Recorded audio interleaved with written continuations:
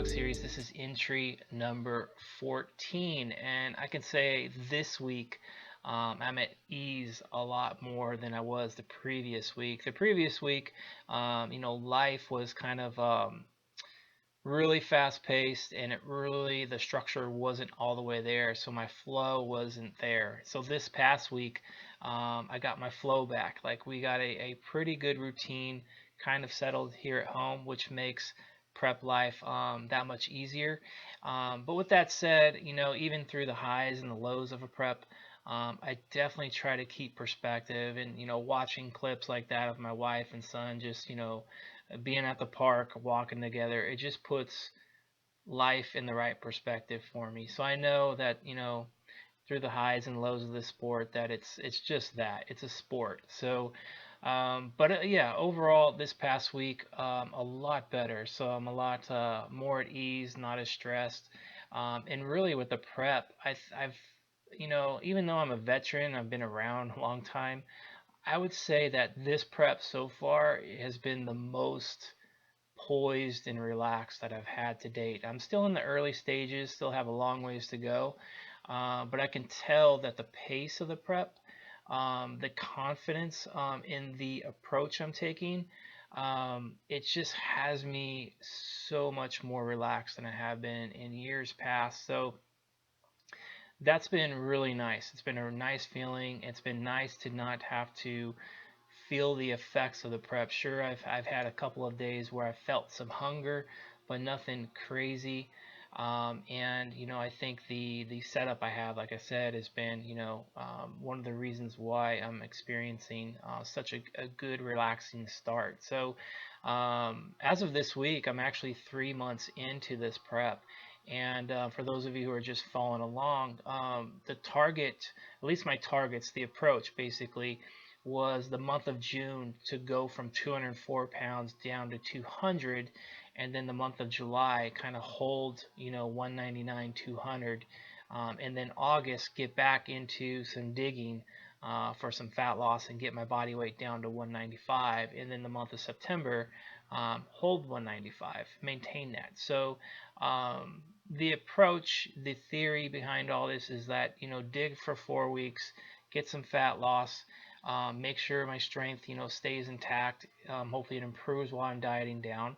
Then for a month, basically hold the body weight, stay at maintenance, maybe bump calories just a little bit, and basically try to improve performance because the food is a little bit is there to kind of support that, and if maybe toning back some cardio, some activity, that the recovery would be improved and I'd be able to perform better in the gym. So in a sense, kind of digging and then pulling back, digging and pulling back, or digging and filling the holes back.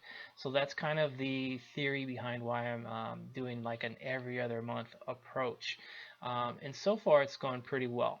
I will say that at the end of this month I was supposed to get to 195 and really cement 195, meaning I'm 195 all the time. It just hasn't happened yet. I was hoping for a little bit better week in regards to weight loss, but it's a little bit of a slower moving week. So I decided to extend through this week. So probably won't get into maintaining weight, probably not till next week. So I think by the end of this week, I should be seeing a lot more 195s. But as you guys can see, I've been seeing a lot of 196s, 197s, and I've hit at 195s. I think maybe 3 times out of the last couple weeks, and I've had a 194.8, but I do believe that was more of a dehydrated weigh-in.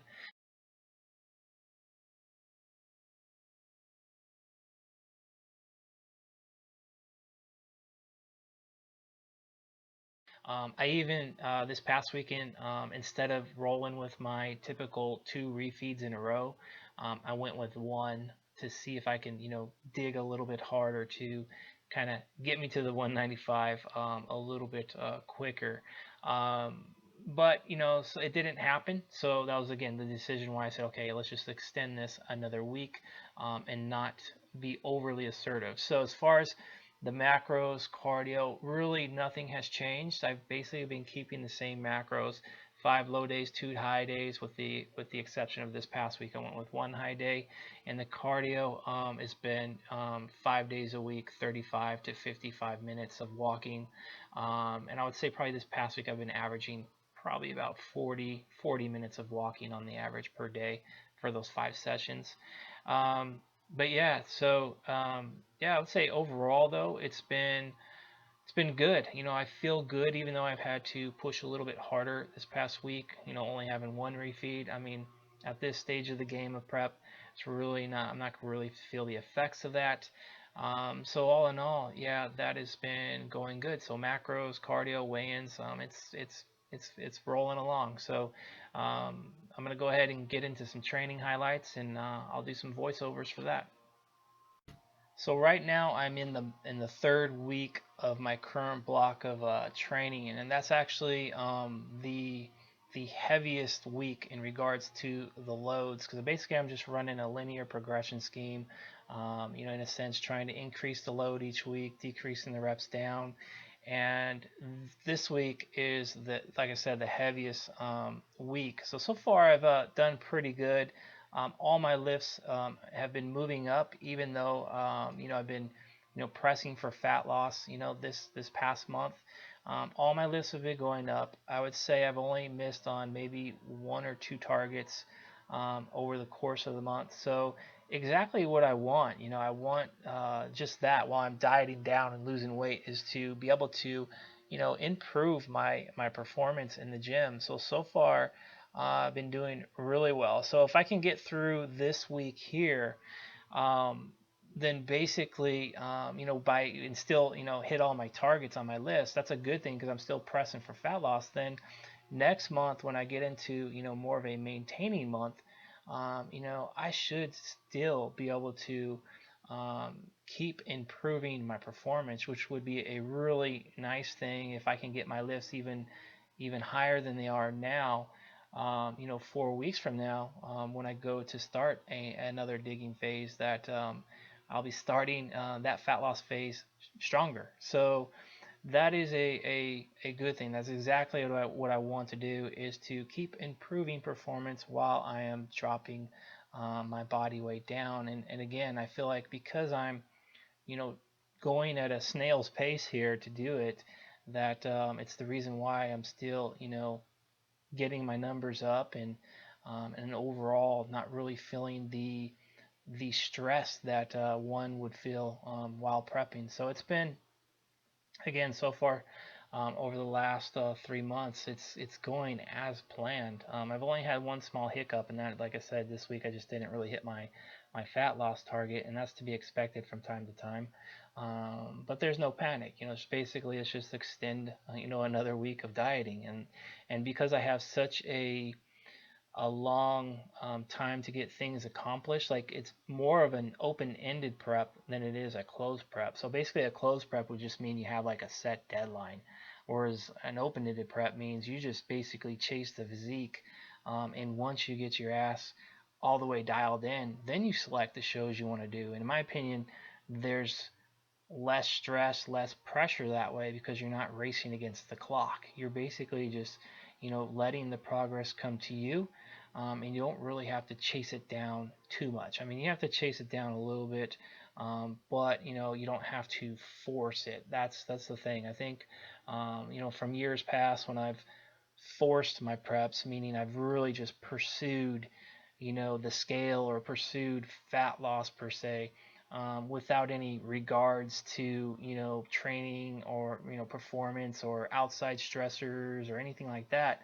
That's when I would get on stage at 160 pounds. Yes, I was lean, but in the process I ate away a lot of muscle. So I think right now with an open-ended prep, it's got me in a much more relaxed state, and I'm really embracing that and really enjoying it, to be honest. So, but yeah, the thing with training, I did add in one training day actually this week. So I'm going to a 5 day split, and more like a 4 day split with a fifth day as an optional workout.